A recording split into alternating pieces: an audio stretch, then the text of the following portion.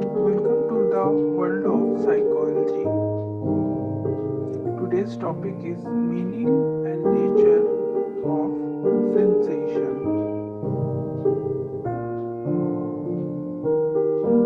Meaning of sensation.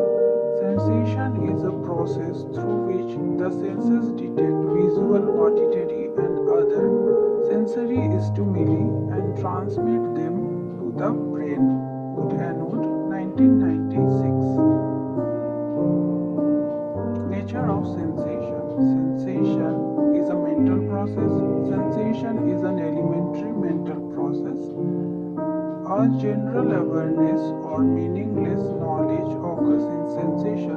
Presence of a stimulus is essential for sensation. Thanks for watching.